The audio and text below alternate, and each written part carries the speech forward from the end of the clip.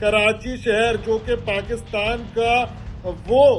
شہر ہے جو کہ 70% ریونیو جنریٹ کر کے دیتا ہے، پاکستان کا معاشی ہب ہے، پاکستان کی ماں ہے، مگر پیپلز پارٹی نے اس صوبے کا ایسا برا حال کر دیا ہے، کراچی شہر کا ایسا بیڑا غرق کر دیا ہے کہ کراچی شہر کے اندر ہر دوسرے تیسرے دن کوئی نہ کوئی ثانیہ پیش آ جاتا ہے، کبھی بچہ گٹر میں گر جاتا ہے، کبھی کہیں آگ لگ جاتی ہے۔ یہ معاملہ گل پلازا پہ رکے گا نہیں بھائی، آج گل پلازا میں آگ لگی ہے، کل کو کہیں اور آگ لگے گی، پرسوں کہیں اور آگ لگے گی، ہر تھوڑے عرصے کے بعد ہم دیکھتے ہیں کوئی نہ کوئی ثانیہ پیش آ جاتا ہے۔ پھر اس کے بعد جب کسی علاقے میں آگ لگتی ہے تو اس فائر اسٹیشن کے پاس تو خالی ایک گاڑی موجود ہے، پھر یہ پورے شہر کے فائر اسٹیشن سے ایک کر کے گاڑیاں بلاتے ہیں۔ جب وہ گاڑیاں آتی ہیں اس ڈسٹینس کو طے کرتی ہیں، پھر اگر اس علاقے میں کہیں اور آگ لگ جائے تو وہاں پہ تو کوئی گاڑی موجود ہی نہیں ہے، کیونکہ فائر اسٹیشن پہ ایک دو گاڑیاں موجود ہیں، وہ تو ایک جگہ پر آ گئی آپریشن کرنے کے لیے، تو کوئی بیک اپ ہی نہیں ہے بھائی۔ فائر بریگیڈ ڈپارٹمنٹ کا